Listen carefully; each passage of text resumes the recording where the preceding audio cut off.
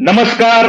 Max महाराष्ट्राच्या या नव्या शो मध्ये पॉइंट ब्लँक मध्ये आपलं सगळ्यांचं मनापासून स्वागत. या पॉइंट ब्लँक मध्ये आपण आठवड्यातून एकदा बोलतो ते अमेरिकन इलेक्शन्स बाबत. आणि माझे मित्र माझे मूळचे भारतीय आहेत आणि गेली कित्येक वर्ष अमेरिकेत स्थायिक झालेत असे रवींद्र मराठे अमेरिकेहून आपल्या बरोबर आहेत. मी त्यांचं स्वागत करतो. अमेरिकन इलेक्शन्सवर रवी आपण बोलणार आहोत. मागच्या काही आठवड्या आपण ही चर्चा चालू ठेवलेली आहे आठवड्यातून एकदा. आणि रवी मराठे हे जरी भारतातून तिकडे जाऊन स्थायिक झालेले असले तरी त्यांचा राजकारणातला रस असल्यामुळे आणि याच्यापूर्वी ते युरोपमध्ये काही वर्ष होते. त्याच्यानंतर त्यांनी वेगवेगळ्या बँकिंग असेल, शिपिंग असेल किंवा इतर काही इंडस्ट्रीजमध्ये कामं केली आणि त्याच्यानंतर ते आता अमेरिकेत गेली कित्येक वर्ष, 20 वर्षापेक्षा जास्त काळ ते अमेरिकेमध्ये आहेत. आत्ताची अमेरिकेतली परिस्थिती नेमकी कशी आहे? अमेरिकन इलेक्शन तोंडावर आले, काही महिन्यांवर आलेलं आहे. डिबेटची पहिली राऊंड झालेली आहे. आत्ताच मागच्या आठवड्यामध्ये डोनाल्ड ट्रम्प यांच्याबरोबर गोळीबार झालेला होता. त्यांना मारण्याचा प्रयत्न झालेला होता. तर या नंतरच्या काळात अमेरिकेत नेमकं काय चाललंय? रवी, आज आम्हाला तुझ्याकडून जाणून घ्यायचं आहे की नेमकं अमेरिकेत काय चालू आहे आता या काळामध्ये. जी जगातली सगळ्यात एक पॉवरफुल लोकशाही मानली जाते, सर्वात मोठी लोकशाही भारताची मानली जाते, पण सर्व शक्तिमान असा देश कुठला असेल तर तो अमेरिका आहे. आणि अमेरिकेमधल्या आजच्या अवस्थेमध्ये तिथला मतदार संभ्रमित झालाय का, हा आपला आजचा खरा विषय आहे. तिथली लोकशाहीची आता जी काही अवस्था आहे किंवा जे उमेदवार दोन्ही पक्षांचे आहेत त्या दोन उमेदवारांच्या बाबतीमध्ये प्रचंड खल चालू आहे. काही जण ट्रम्प यांच्या बाजूने आहेत, काही जण बायडन यांच्या बाजूने आहेत, पण मोस्टली बायडन यांच्याबद्दल लोकांच्या भावना मागच्या डिबेट नंतर बदलत चालल्या आहेत. आता परत एकदा ट्रम्प यांच्यावर गोळीबार झाल्यानंतर ट्रम्प यांच्याबद्दल सहानुभूतीची लाट येण्याची शक्यता वर्तवली जाते. पण त्याचबरोबर बायडन यांच्या बाबतीत त्यांच्या व्यक्तिगत आयुष्यात असे काही इन्सिडेंट्स घडतायत की जे सतत मीडियापुढे येत आहेत आणि त्यांनी तिथली जनता, विशेषतः डेमोक्रेटिक पाठीराखे हे हातबल होताना दिसत आहेत की आता बायडन यांनी स्वतः स्टेप डाऊन व्हावं. तर नक्की आता ट्रम्प यांच्यावर गोळीबार झाल्यानंतर अमेरिकन मतदाराची, तिथल्या जनतेची नक्की काय अवस्था आहे? आता तुम्ही तिथे काय बघता आहात? काय नक्की आजूबाजूला चाललंय? समीरण, धन्यवाद मला बोलवल्याबद्दल. दोन प्रकारचे विषय येतात. एक म्हणजे रिपब्लिकन पक्षाचं काय चाललंय आणि त्याच्यापेक्षा दुसरं म्हणजे डेमोक्रेटिक पार्टीत काय चाललंय. तर पहिल्यांदा आपण रिपब्लिकन पक्षाच्या संदर्भात बोलूया. आता आपल्याला माहिती आहे की रिपब्लिकन पक्षाचं अधिवेशन झालं. या अधिवेशनामध्ये रिपब्लिकन पक्षांनी ट्रम्प यांची उमेदवारी अधिकृत जाहीर केली किंवा त्याच्यावर शिक्कामोर्तब झालं. याच अधिवेशनात ट्रम्प यांनी स्वतःचा उपराष्ट्राध्यक्ष पदाचा स्वतःचा उमेदवार तो पण जाहीर केला. त्या अधिवेशनातच आपण पाहिलं की त्यांच्यावर खुनी हल्ला झाला. सुदैवाने ते त्यातनं वाचले. त्यानंतर मात्र त्याचा परिणाम असा झाला की जे कट्टर रिपब्लिकन आहेत त्या कट्टर रिपब्लिकनमध्ये नक्कीच त्यांच्याबद्दल सहानुभूती, त्यांच्याबद्दल पाठिंबा होताच, पण एखादा सहानुभूती निर्माण झाली. आता प्रश्न असा आहे की ही सहानुभूती ही सामान्य मतदारापर्यंत जाते का? या सहानुभूतीचा परिणाम जी लोक नक्की कोणाला मत द्यायचं या संभ्रमात आहेत अशा लोकांवर त्याचा परिणाम होईल का, हा जो प्रश्न आहे. तर त्या प्रश्नाचं एक उत्तर असं आहे की बहुतेक तो परिणाम होणार नाही. याची 2-3 कारण आहेत. पहिलं म्हणजे आता खुनी हल्ला झाला तेव्हापासून इलेक्शन जवळजवळ 4 महिन्याचा फरक आहे. त्यामुळे समाज मनामध्ये ह्या सहानुभूतीची लाट जरा जी आत्ता जे या क्षणी मनामध्ये जे असतं ते विसरायला भरपूर मध्ये वेळ आहे. दुसरी गोष्ट, अमेरिकेचा जर आपण इतिहास पाहिला तर आतापर्यंत प्रेसिडेंटच्या इलेक्शन मध्ये उमेदवारावर हल्ला होणे ही काही पहिली गोष्ट नाहीये. म्हणजे आपण जर इतिहासात पाहिलं तर रुझवेल्ट हे जेव्हा इलेक्शनला उभे होते त्यावेळेला त्यांच्यावर हल्ला झाला.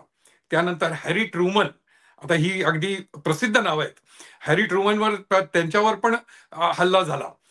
पण असं आहे की ज्या ज्या वेळेला हल्ला झाला त्या इलेक्शनमध्ये ते उमेदवार प्रत्यक्ष हारले.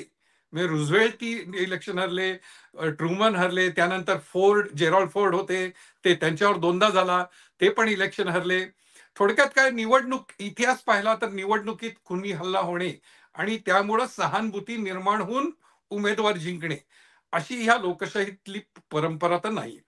मग दुसरा मुद्दा असा आहे की असं प्रत्यक्षात घडेल का?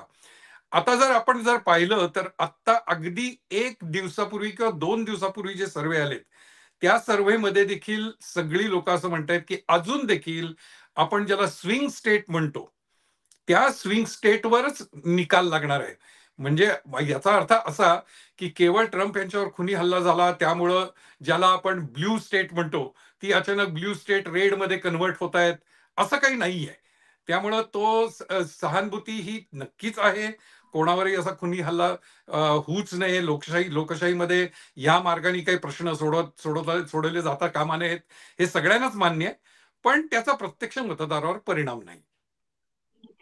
मला रवी आणखीन एक विचारायचं आहे. सर्व्हे बद्दल तू सांगितलंस आता, पण ट्रम्प आणि रिपब्लिकन कन्व्हेन्शन ह्या प्रकारानंतर डेमोक्रेटिक कन्व्हेन्शन पण आता असणार आहे. डेमोक्रेटिक पक्षांनी सुद्धा त्यांचा उमेदवार हा जाहीर करायची वेळ कधीतरी येणार आहे, काही आठवड्यांमध्येच येणार आहे.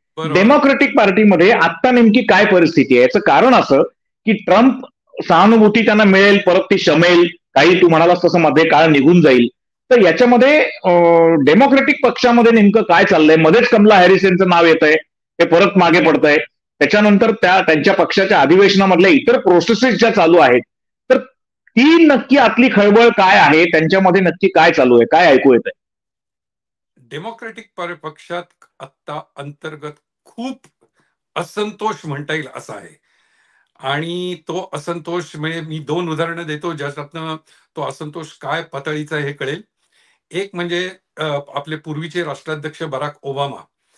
असं रिपोर्ट केलं गेलंय, की ते जेव्हा आता मित्रांशी बोलतात किंवा डेमोक्रेटिक पार्टीतल्या त्यांच्या पूर्वीच्या सहकाऱ्यांशी तेव्हा ते बोलतायत, तेव्हा त्यांना असं स्पष्ट सांगितलेलं आहे, की आता जो बायडन यांच्या यशाचा मार्ग दिवसेंदिवस नुसताच खडतर होत नाहीये, तर तो जवळ यशाचा मार्ग आता मिटतोय. म्हणजे हार पक्की आहे. हे स्वतः बराक ओबामांनी सांगितलंय, असं रिपोर्ट केलं गेलंय. त्यानंतर दुसरा सर्वात महत्वाचा मुद्दा, सिनेटमध्ये डेमोक्रेटिक पक्षाचं सध्या बहुमत आहे. त्या सिनेटमध्ये त्यांचे जे नेते आहेत, शुमर म्हणून, तर ते जे नेते आहेत त्यांनी डोनर्सना स्पष्ट सांगितलेलं आहे, की आता जोपर्यंत हे बायडेनचा निकाल लागत नाही, म्हणजे त्यांची उमेदवारी राहणार आहे का नाही, तोपर्यंत आपण याविषयी काही बोलायला नको. आता आपल्याला माहिती आहे, की अमेरिकेमध्ये म्हणजे कुठल्याही निवडणुकीला पैसा हा महत्वाचा असतो. आणि अमेरिकेमध्ये लॉबीज जे असतात, डोनर्स जे असतात, ते अधिकृतरित्या पैसे देतात. आता मॅनहॅटनमध्ये, म्हणजे जिथं आपलं मेन वॉल स्ट्रीट आहे, इथला शेअर बाजाराचं केंद्र, तर तिथले सगळे जे फायनान्शियर आहेत त्यांनी सांगितलेलं आहे, की तुम्ही हा अंतर्गत मामला जोपर्यंत तुमचा होत नाही सरळ, तोपर्यंत आमच्याकडे पैसे मागायला येऊ नका. त्यानंतर दुसरा एक महत्वाची घटना घडली, ती म्हणजे काल सकाळीच घडली ती. इन्फॅक्च्युअर म्हणून एक अटलांटामध्ये डेमोक्रेटिक पार्टीचा एक डोनर ग्रुप आहे. आता हा डोनर ग्रुप जो आहे, आपल्याला माहिती आहे, की लिंक्ड इन हे आपण सगळीकडे जगात वापरतो. तर त्याचे जे संस्थापक आहेत, हॉफमन म्हणून, ते या डोनर ग्रुपमध्ये महत्वाचे सदस्य आहेत. तर त्यांनी ही बैठक बोलवली होती त्यांच्या सहकाऱ्यांची, आणि त्यामध्ये आपल्या वेस्ट कोस्ट म्हणजे पश्चिम भागातले कॅलिफोर्निया वगैरेचे सिलिकॉन व्हॅलीतले डोनर्स देखील त्यांनी त्या बैठकीला ते बोलवले होते.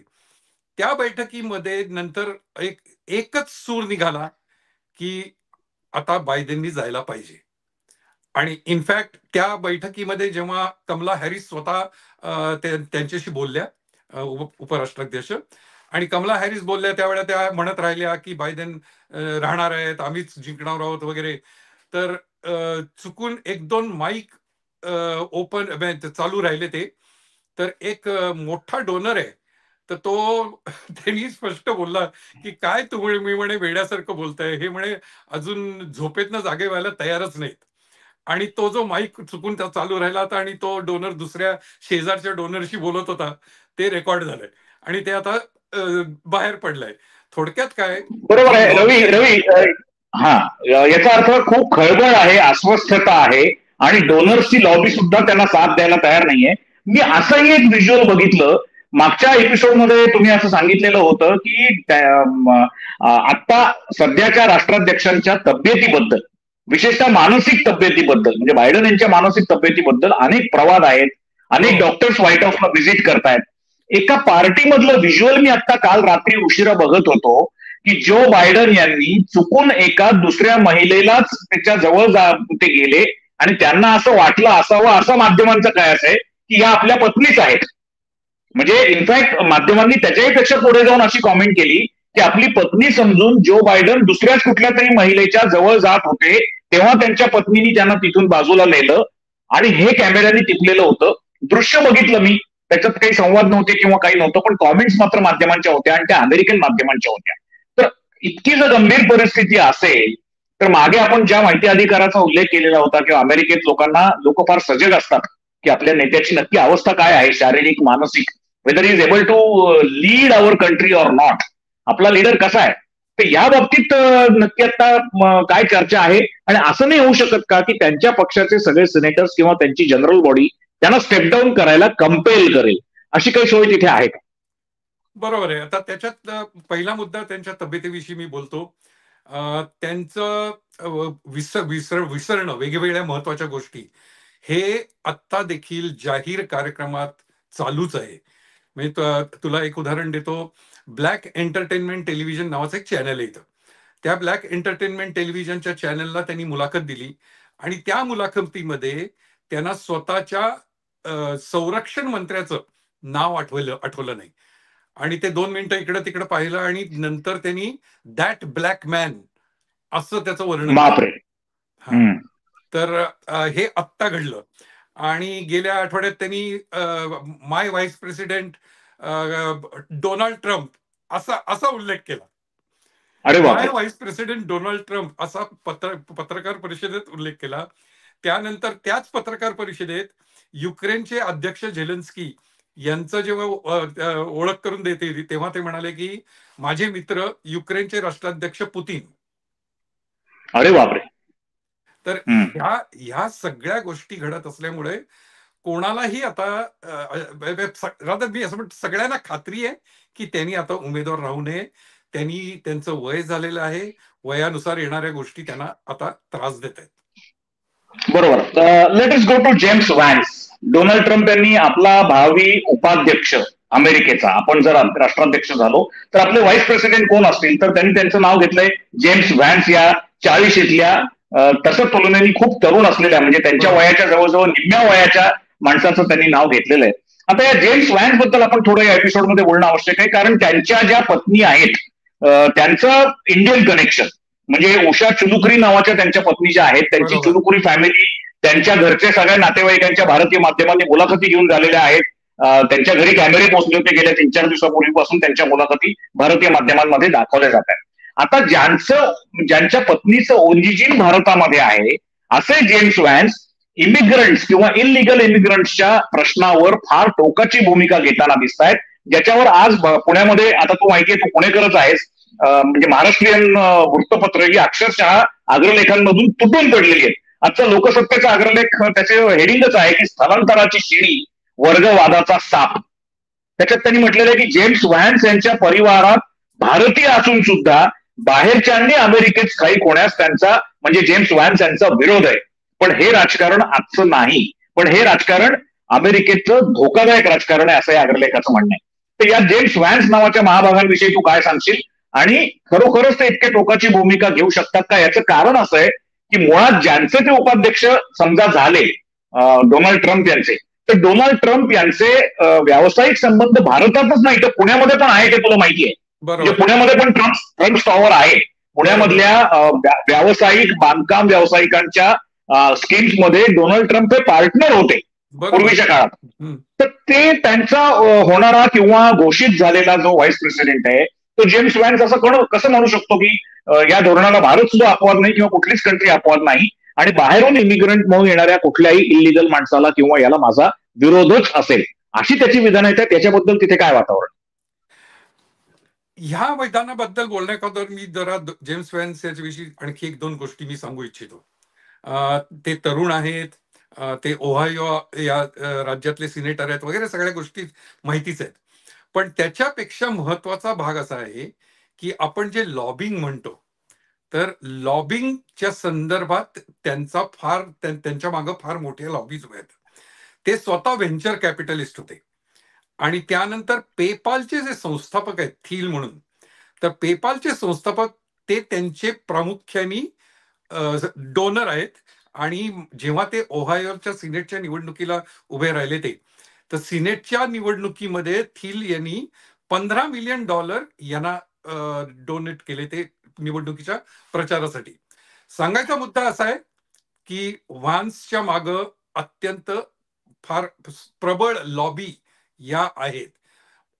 खरं सांगायचं म्हणजे ट्रम्पनी त्यांची निवड करण्याचं ते एक महत्वाचं कारण आहे. जर व्हान्सचे तुम्ही ट्रम्प यांच्याबद्दलची जर पूर्वीची विधानं पाहिली तर तुम्हाला वाटेल की कोणालाही वाटेल की ट्रम्पनी ह्यांना कसं काय निवडलं.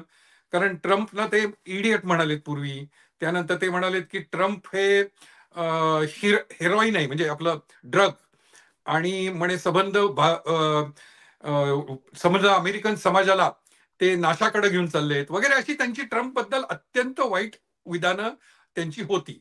आता अशी वाईट विधानं ज्यांनी केली आपल्याबद्दल, त्या व्यक्तीला ट्रम्पनी आता उपराष्ट्राध्यक्ष म्हणून निवडायचं कारण हेच आहे की त्याच्या मागे सबंध लॉबिंग आहे. त्यांना सबंध जबरदस्त आर्थिक पाठिंबा आहे. ते स्वतः व्हेंचर कॅपिटलिस्ट आहेत. आणि हे लॉबिंग नुसतं त्यांचं नाहीये, तर त्यांच्या पत्नी ज्या आहेत, आता हे एखाद्या भारतात आलेलंच असेल की त्या कायदे क्षेत्रात आहेत, त्या लॉयर आहेत. आणि त्याच्यापेक्षा महत्वाचं म्हणजे त्या ज्या फर्ममध्ये काम करतात त्या डिस्ने वर्ल्ड आणि प्रॉक्टर अँड गॅम्बल ह्या 2 महत्वाच्या कंपन्यांचं त्या लॉयर आहेत. आणि ह्या 2 महत्वाच्या कंपन्या फारच मोठ्या आहेत, त्याचं लॉबिंग आहे. तर त्यामुळे व्हान्सची निवड ही थोडीशी त्याचा आर्थिक निकषावर झाली असं मी म्हणेन. आता दुसरा तुझा मुद्दा जो आहे की इमिग्रेशनच्या बद्दल. आता इमिग्रेशन बद्दल ज्यांची बॅकग्राऊंडच इमिग्रंट आहे त्यांनी असं बोलणं हे नवीन नाहीये. म्हणजे विवेक रामस्वामी म्हणून ट्रम्पच्या विरोधात एक उभे होते काही दिवस निवडणुकीला. त्यांची पण हीच भूमिका होती. आणि खरं सांगायचं म्हणजे मी पूर्वी पण मागच्या एपिसोडमध्ये म्हणलं होतं की जर तुम्ही पाहिलं की फ्लोरिडा सारखी राज्य ज्या ठिकाणी इमिग्रंट्स फार मोठ्या प्रमाणावर आहेत, कारण मेक्सिकोला लागून आहे ते, क्युबातनं आलेलं आहे, तर तिथं इमिग्रंट असताना देखील ट्रम्पला पाठिंबा मिळतो की जे म्हणतात की इमिग्रंट नकोत मला, मी मेक्सिकोला एक मोठी भिंत बांधणार आहे. तर हे म्हणजे मी मागं जेव्हा आपण बोललो तो तेच आहे की मी जेव्हा मला रेल्वेच्या डब्यात जागा मिळायला पाहिजे तेव्हा मला रेल्वेचा डबाचं दार उघडं पाहिजे. मी एकदा आत गेल्यावर नवीन प्रवासी नको, हे जे आपल्या प्रकारचं जे मानसिकता असते ती मानसिकता त्याच्या मागे आहे. आता प्रत्यक्षात इमिग्रेशनला अशी धोरणं घेऊ शकतात का? माझं स्पष्ट मत आहे असं होत नाही. ट्रम्पनी 4 वर्षात भरपूर याविषयी आवाज उठवला. ते स्वतः राष्ट्राध्यक्ष होते, पण त्यांनी काहीही ते करू शकले नाहीत. इनफॅक्ट तू जर पाहिलंस तर H1चा जो कोटा असतो, म्हणजे नोकरीसाठी जे भारतातनं किंवा बाहेरच्या देशातनं जी लोक येतात, तो कोटामध्ये काही बदल झाला नाही. थोडा ऍक्च्युली वाढला. तर बरोबर थोडक्यात आहे रवी. आणखीन एका बोलायची गोष्ट आहे. बरं, मला आणखीन एका मुद्द्याकडे न्यायचं, तो म्हणजे गर्भपाताचा स्वेच्छाधिकार. आता हे जे काही आहे गर्भपात करण्याच्या स्वेच्छाधिकाराला किंवा व्यक्तिगत स्वातंत्र्याला विरोध करणारं धोरण हे ट्रम्पनी घेतलेलं आहे. आणि आता गंमत अशी आहे की संपूर्ण जगातले 300-325 देश हे एका वेगळ्या नवपरिवर्तनवादी भूमिकेमधून स्त्रीचं स्वातंत्र्य मानतात, स्त्रीला पुरुषांच्या बरोबरीने स्थान देतात. मग आपल्या उदरातल्या गर्भाशयाला त्याच्यावर अधिकार हा स्त्रीचा स्वतःचा असला पाहिजे, अशी बऱ्याच देशांमधल्या महिलांची पुरोगामी भूमिका आहे, ज्याला ट्रम्प विरोध करताना दिसत आहेत. आणि त्याला तिथल्या महिलांचा पण प्रचंड मोठ्या प्रमाणावर विरोध आहे. आता अमेरिकेतल्या 33-34 कोटी लोकांपैकी जर समजा 50-55% महिला असतील तर त्या महिलांचा विरोध हा ट्रम्प त्यांना परवडणार आहे का? आता काय परिस्थिती? गर्भपात विरोधाला महिलांचा विरोध हे नक्की आहे. पण आता थोडासा याच्यातला अमेरिकन समाज जर पाहिलास तू, तर इथं अजून देखील, म्हणजे हे एखाद्या वेळेला आश्चर्य वाटेल लोकांना, पण थोडीशी पुरुष प्रधान संस्कृती अजून आहेच. म्हणजे ती बदलायला, तो जी एक मानसिकता बदलायला जो वेळ लागतो, तो वेळ इकडं अजून देखील लागतो. कायदे आहेत, पण कायद्याच्या दृष्टीने त्याच्यात इतकं काही पालन होत नाही. आणि त्यामुळंच कन्झर्वेटिव्ह पार्टी म्हणजे रिपब्लिकन पार्टी, त्यांचं पहिल्यापासून धोरण आहे की गर्भपात होता कामा नये. कारण जेव्हा गर्भधारणा होते ती देवाची देणगी आहे, त्यामुळं तो जीव आपण मारता कामा नये. आता ह्या विषयावर डेमोक्रॅटिक पार्टीला खूप मायलेज मिळेल, खूप पाठिंबा मिळतोय, तो मिळाला देखील आहे महिलांचा. पण आता या सगळ्या डेमोक्रॅटिक पार्टीच्या अंतर्गत वादावादी आणि ती धुसफूस जी चालू आहे, त्याच्यात हे मुद्दे आता बाजूलाच पडलेत. जेव्हा केव्हा डेमोक्रॅटिक पार्टीचा उमेदवार फायनली नक्की होईल आणि जेव्हा प्रत्यक्ष दोन्ही उमेदवार अधिकृतरित्या जाहीर होतील, तेव्हा हे जे मुद्दे आहेत ना, की गर्भपात असावा किंवा इमिग्रेशन असो किंवा आर्थिक धोरण, हे आर्थिक धोरणाच्या संदर्भात मुद्दे त्यावेळेला चर्चेत येतील. आता हे मुद्दे बाजूला आहेत आणि त्यामुळे आता त्या मुद्द्यांवर फारसं तो आपल्याला चर्चा होताना पण दिसत नाही. मला एक सांग, आता कन्व्हेन्शन डेमोक्रेटिक पार्टीचं जे होणार आहे ते कधी होणार आहे आणि त्याची प्रोसेस, त्याच्याविषयी मगाशी थोडंसं बोलायचं राहिलं की आता कमला हॅरिस यांचं नाव परत एकदा पुढे उसळी मारून आलेलं आहे. तर ही जी प्रोसेस आहे, डोनर्सकडनं म्हण किंवा सेनेटर्सकडनं म्हण, एक दबाव आणून त्यांना जो बायडन यांना स्टेप डाऊन करायला लावणं व्हॉलेंटरीली, म्हणजे स्वखुशीने राजी खुशीने खाली उतरायला लावणं, ही प्रोसेस तू कशी घडताना बघतोयस आता? काय नक्की कशा पद्धतीने घडू शकतं आणि ती काय प्रोसेस आहे? बरोबर. तर आता तो दबाव जो आहे तो दिवसेंदिवस वाढत आहे. एक नक्की की जो बायडन यांनी स्वतःहून खालीच उतरणं आवश्यक आहे. कारण मी मागं जेव्हा आपण बोलणं झालं त्यावेळेला सांगितलं होतं की 3,900 मतं त्यांना आता मिळालेली आहेत प्रायमरीच्या इलेक्शन मधली, 3,946 पैकी. त्यामुळे आता त्यांना मतं मिळाल्यामुळे त्यांनी स्वतःहून खाली उतरणे हा एकच मार्ग आहे. आता ते खाली उतरल्यानंतर काय घडू शकतं? ते खाली उतरल्यानंतर आता एक महत्वाचा सर्व्हे झाला. त्या सर्व्हेमध्ये असं निघालं की एक ज्याला म्हणता येईल की चर्चेतनं नवा उमेदवार ठरवावा, असं सामान्य डेमोक्रॅटिक पार्टीच्या मतदारांचं मत आहे. म्हणजे कमला हॅरिस त्यांना पाहिजे असं नाहीये. त्यांचं म्हणणं आहे की आपण चर्चेतनं उमेदवार ठरवू. तर मग ती प्रोसेस काय असते? तर ती अधिकृत त्याचे नियम आहेत. तर आता त्या नियमाप्रमाणे काय होईल की आता जे अधिवेशन आहे, त्या अधिवेशनात ते 3,946 जे निवडून आलेले आहेत इलेक्टोरल, तर ते तिथं हजर असतील. मग वेगवेगळे उमेदवार ज्यांना इच्छा आहे की आपल्याला राष्ट्राध्यक्ष व्हायची, ते तिथं त्यांची सह्या घेतील, उमेदवारी जाहीर करतील. ही पहिली प्रोसेस होईल, ही पहिली स्टेप. त्यानंतर काही जे 3-4 उमेदवार येतील, त्या 3-4 उमेदवारांचं त्यांच्यामध्ये मतदान होईल. आता मतदान होताना हे 3,946 जे मतदार आहेत, त्यातले 3,900 बायडननी जिंकलेले आहेत. तर ते स्वतःच्या मनाप्रमाणे मतदान करू शकतात. पण त्याच्यापेक्षा एक इकडं डेमोक्रॅटिक पक्षात आणखी एक महत्वाचा भाग आहे, सुपर डेलिगेट. तर हे सुपर डेलिगेट 747 असतात. आता सुपर डेलिगेट म्हणजे काय? तर डेमोक्रॅटिक पक्षामध्ये जे काँग्रेसमध्ये निवडून आलेले आहेत, थोडक्यात जे डेमोक्रॅटिक पक्षाचे खासदार आहेत किंवा डेमोक्रॅटिक पक्षाचे जे पदाधिकारी आहेत, तर यांना त्यांच्या पदामुळं मताचा अधिकार मिळतो आणि म्हणून त्याला सुपर डेलिगेट म्हणतात. तर हे जे डेलिगेट्स म्हणजे 3,946 जे निवडणुकीतनं आलेले आहेत आणि 747 सुपर डेलिगेट, हे मिळून तो उमेदवार ठरवतील. त्यात परत अशी थोडीशी गोम अशी आहे की पहिल्या फेरीच्या निवडणुकीमध्ये अशी प्रथा आहे की या 747 जे सुपर डेलिगेट आहेत त्यांनी मतदान करायचं नाही. तर फक्त त्या 3,946 जणांनी मतदान करायचं. त्यांच्यात जर कोणाला बहुमत मिळालं नाही, कारण 2-3 उमेदवार असू शकतात, तर मग त्या 3-4 असू शकतात. तर मग तसं जर झालं तर मग या 747 लोकांनी देखील मतदान करायचं आणि मग त्यातनं जे 2,349 मतं ज्याला मिळतील तो उमेदवार. ही आता प्रोसेस घडेल अधिवेशनामध्ये, अर्थात जर जो बायडननी त्याच्यापूर्वी स्वतःहून माघार घेतली तर.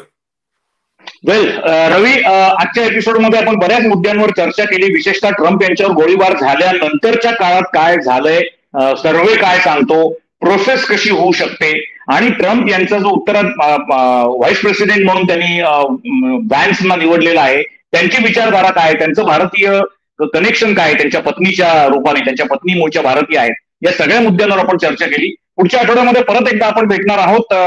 नक्की अमेरिकन लोकशाहीत काय चाललंय, तोपर्यंत जो बायडन पायउतार होत आहेत का नाही हे आपल्याला समजून घ्यायचंय. काही तुला बोलायचं रवी आणखी?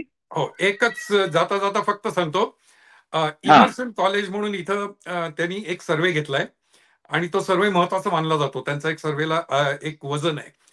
तर त्यांनी जेव्हा सर्वे घेतला तेव्हा त्यांना असं आढळून आलंय की डेमोक्रेटिक पार्टीनी जर एखादा तरुण उमेदवार दिला, त्यांनी मुद्दामून नाव घेतलं नव्हतं कुठलं, एक तरुण जर उमेदवार दिला तर सगळ्या स्विंग स्टेट डेमोक्रेटिक पार्टी जिंकेल.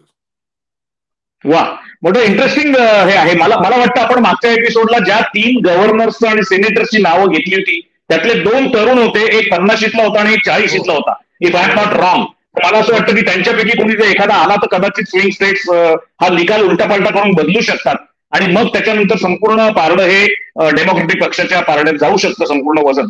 Late us see, wait and watch अशी पॉलिसी आपली आहे. आणखी फक्त याच अनुषंगाने रिपब्लिकन पक्षामध्ये देखील आता विचार चालू झालाय की त्यांना पण लक्षात येते की बायडेन आता पायउतार होतील आणि ते पायउतार झाले तर आता मग नव्या उमेदवाराशी कसं लढायचं याच्याबद्दल त्यांचे विचार आणि पॉलिसी त्याचा विचार चालू झालेला आहे. म्हणजे मला असं वाटतं की हे फार फ्लुइड राजकारण आहे, फार बदलतं आहे, क्षणाक्षणाला रंग बदलणारं अमेरिकेतलं राजकारण आहे. या निवडणुका मोठ्या इंटरेस्टिंग होणार आहेत, आपण फॉलो करणार आहोत. तुर्तास रवी आपण इथेच थांबूयात. पुढच्या आठवड्यात आपण परत भेटणार आहोत रवी मराठे यांच्या बरोबर अमेरिकन लोकशाही आणि अमेरिकन इलेक्शनची चर्चा करण्याकरता. तोपर्यंत इथेच थांबतो. धन्यवाद. पाहत रहा मॅक्स महाराष्ट्र, पाहत रहा पॉइंट ब्लँक. नमस्कार.